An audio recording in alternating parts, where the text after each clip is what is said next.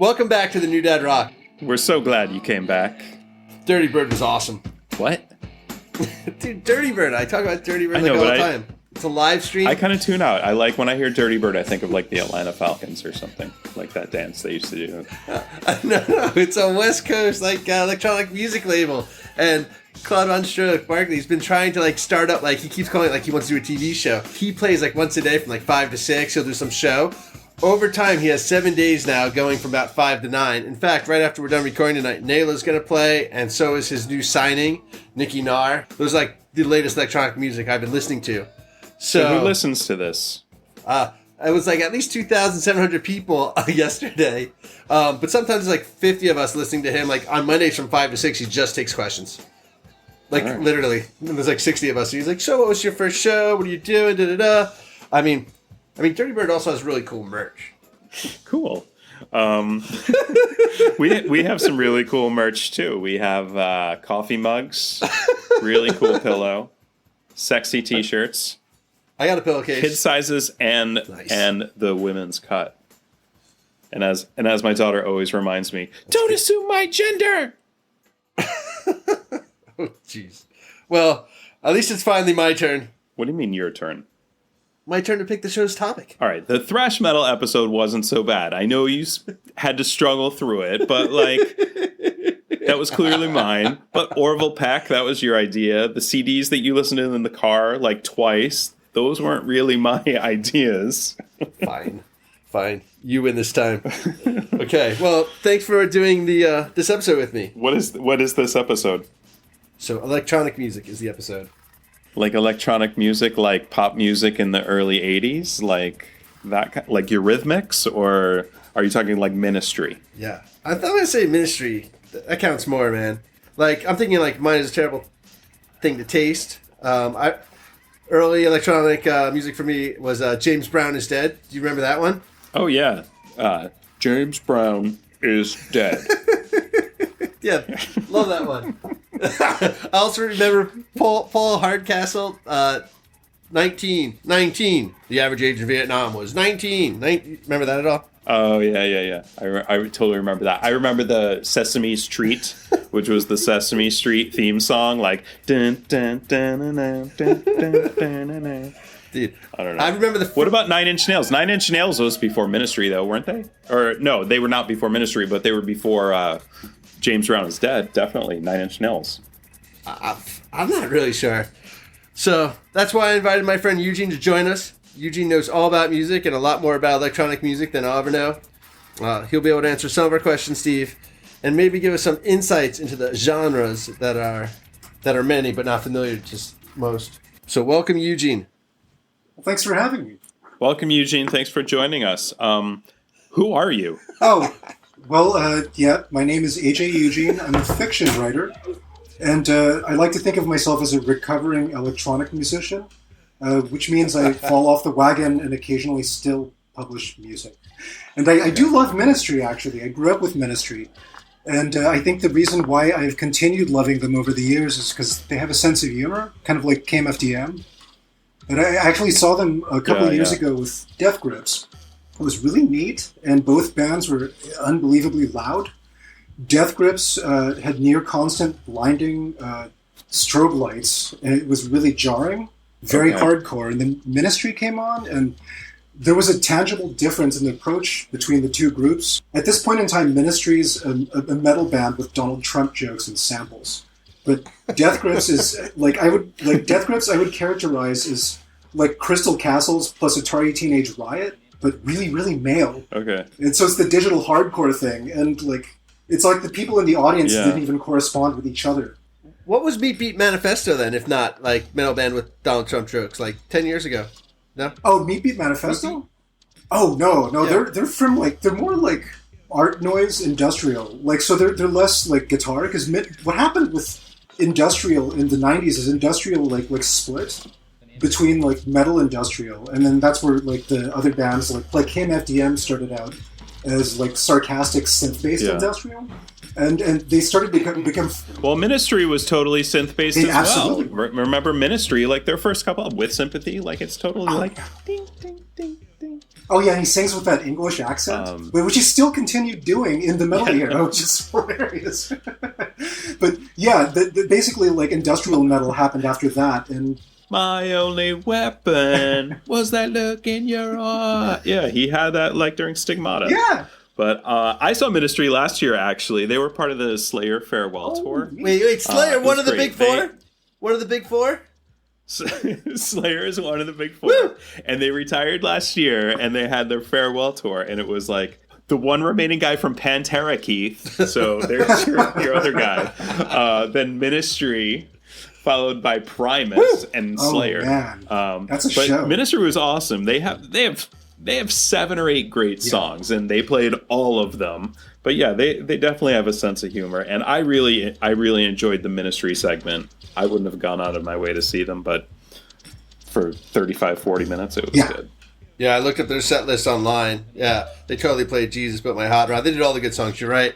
You know, I thought their shit was more subversive, you know, like the New World Order stuff, like back, you know, when Bush was in office. That was the last time I remember listening to theirs. This is separate band, but Skinny Puppy I saw about 10 years ago in San Francisco, and I was disappointed. I remember being tangibly disappointed that this was the most jarring, frightening thing that I'd seen that year. And I'd seen a lot of concerts, but I realized being a Gen Xer, I am biased towards the Gen X like thresholds for what is, I guess, revolutionarily viable. Because like our definitions of revolution come from the 90s. The revolution will be televised. Everything was so grim and dark. There was this belief that like something terrible was going to happen. We were never going to live out our cyberpunk dreams.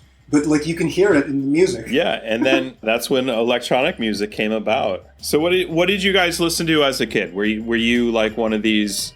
I mean, I guess there was a lot of synth noise, like the Eurythmics and all that early 80s music was very synth oriented. I didn't listen to that at all. What did you guys listen to? I mean, Ministry was my first. 9 Inch Nails Ministry. That's the first quote unquote electronic. Skinny Puppy, Front 242. But what about you guys? I mean, it's Depeche Mode was probably the most, like, you know, electronic at first. Music I was really, really into. And then 9 Inch Nails. I mean, Pretty Hate Machine. I won a cool black leather jacket at Siberia, which was a club in, like, Levittown, I think, on Long Island. It was an underage club. I might have been 16, 17. It was, like, the first really cool thing I ever did. So 9 Inch Nails.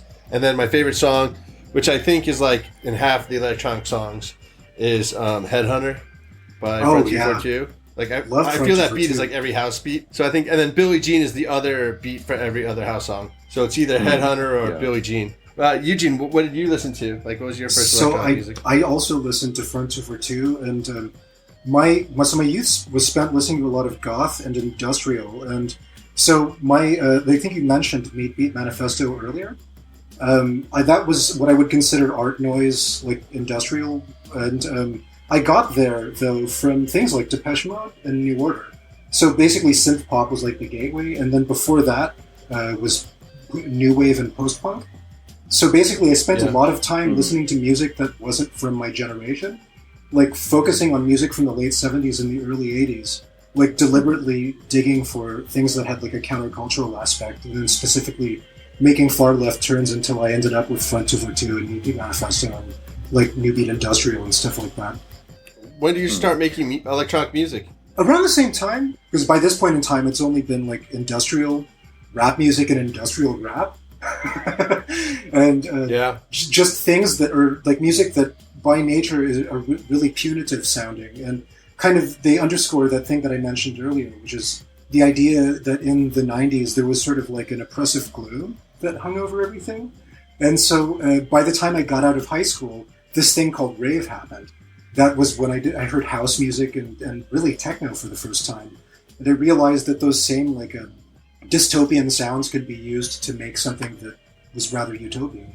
I think that dystopian sound and that disconnect goes even back further into the 70s. And it's, like you say, it's the oppressive regime of like in East Germany. So David Bowie goes to Berlin and does those albums, which, you know, Low and Station to Station, they're all very popular albums. They have some of his best known songs, but sides of that albums are just synthesizers reverberating. Oh, yeah. And then you get into like Kraftwerk, you know, another German band. So there's definitely that order that ends up popping up in Pink Floyd The Wall. Yeah. Yeah, Construction Time Again by Depeche Mode. I remember them, like, they went out, they would record those sounds out in the world, and they'd reuse a lot of found sounds of equipment. That's what I really like. So industrial music really means, like, music of the industry, of the physical machines to me. The repetition of, like, working in a factory and the, like, post-World War II lives.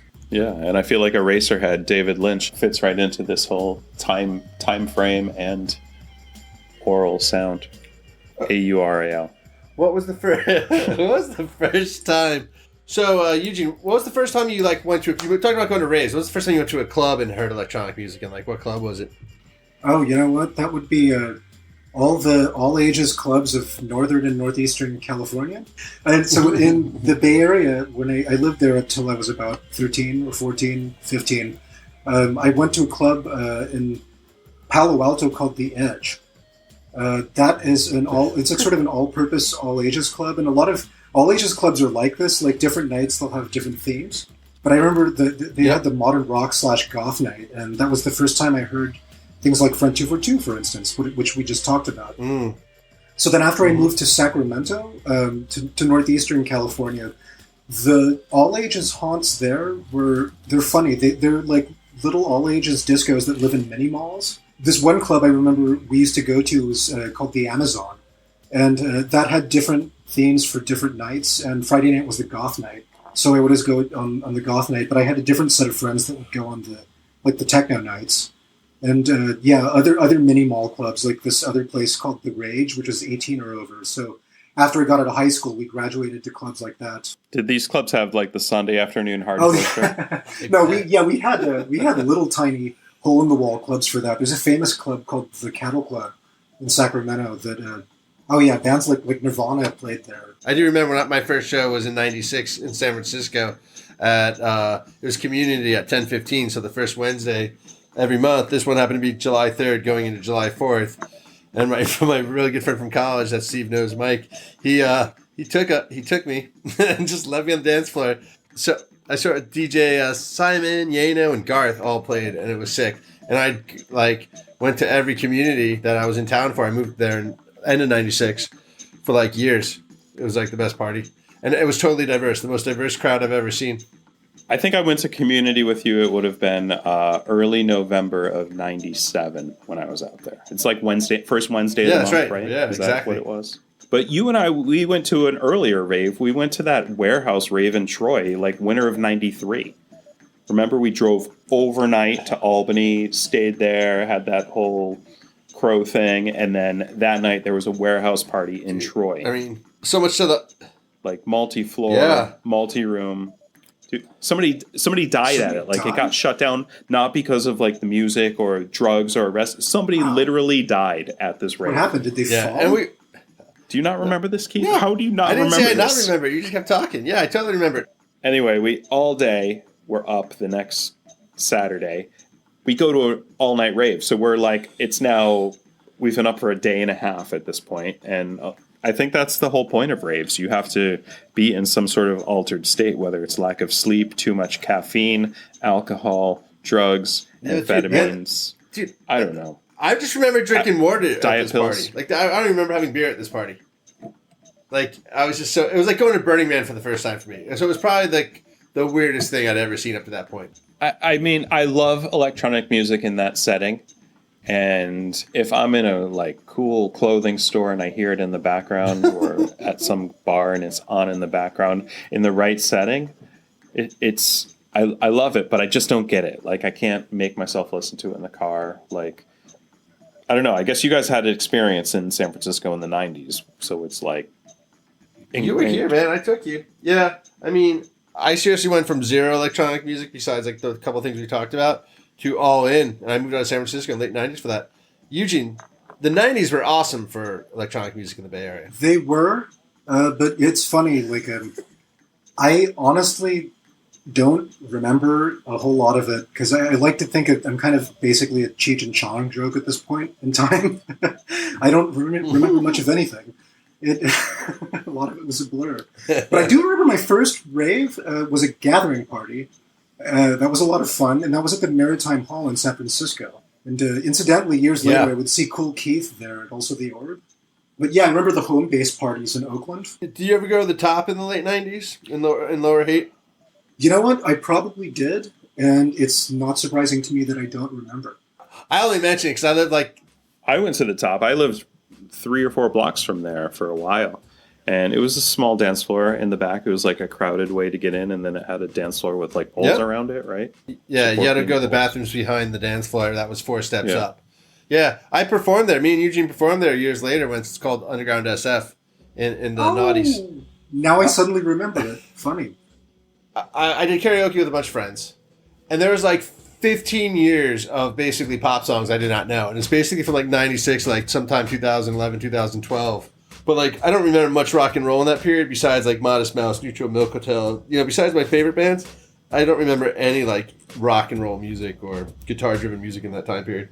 Do you remember the names of the DJs or what did you listen to? Were you listening to bands? Were you listening to DJs? Were you listening to a scene? Were you going to a specific location because they brought in specific talent? Yes. Like that's the thing. It's like I feel like it's very immediate. Mm-hmm. Like you're at a club, you're dancing, you're in the right frame of mind. It's awesome, but it goes out the window, and you don't even remember who was that? I don't even know. It was some mystery. Yeah, the way you usually remember it is like the weird buffoonery that happens around the event, and that you had a good time.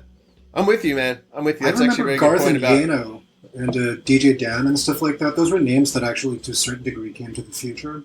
But what made them come? Was it just they mixed songs together? They had the right picks? Were they adding vocals? What were they doing? You know what it was? I think that there was a point in raves where I realized that, because by that point in time I was thinking of self-expression that went into music as in individual units being quote-unquote a song.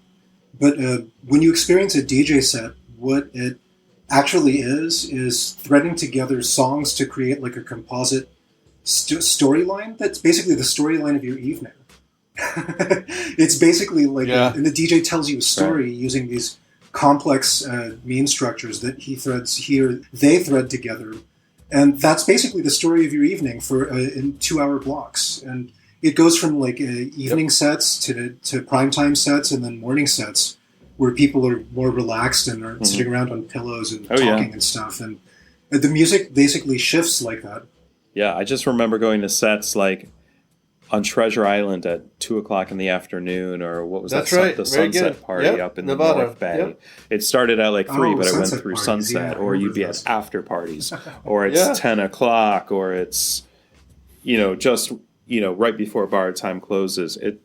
It's such a feeling, and that's the thing I guess that's what makes DJs have their jobs, because they know all the music to put together, and they could be throwing soul songs from the 60s.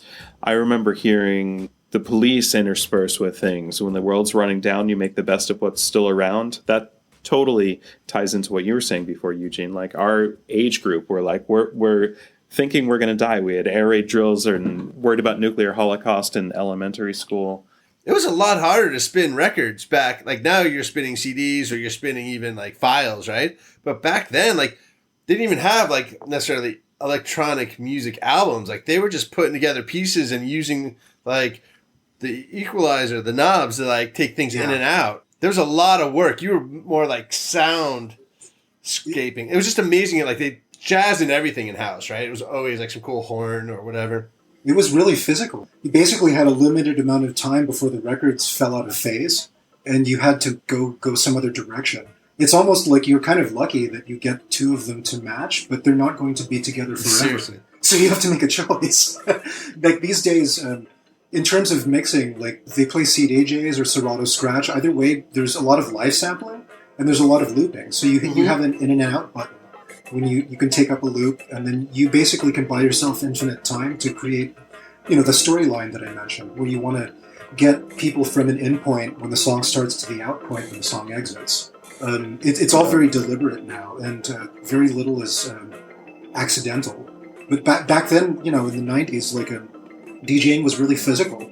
And you did hear a lot of train wrecks, and you had a lot of really interesting noise, like I would qualify them as noise artists, like Dr. Alex Patterson of Lord.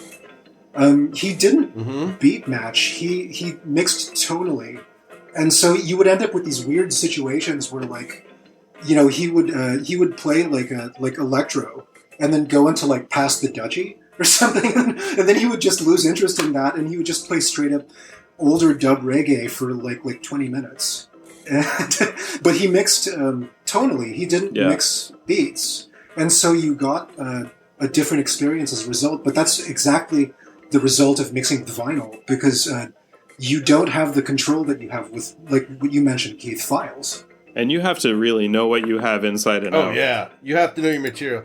You really have to know. And you're what you only have. carrying what you have, right? Like, so you can't be like, oh, like you don't have hundreds of albums. You'd have a bag or two. So you got to know your set list in a lot of ways before you were doing it. You might have some options, some jams, some extra things you could do, but like you had to know it. I was listening to the Dirty Bird guys. They were talking about like all the ways they had a trick getting like their records on, because they joked about records.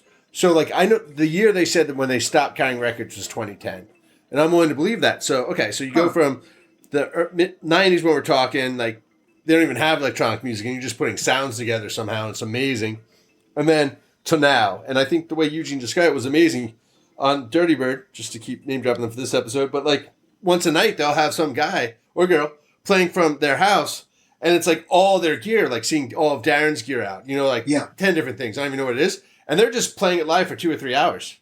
I think there's one guy called Codes who's doing like 7 hours a day, and he's from Rochester, New York. He had a garbage plate on one episode. Nick Tahoe's. So yeah, Nick Tahoe's the garbage plate. No, I think that's why there's very popular samples, because everyone said, okay, this sample sounds great.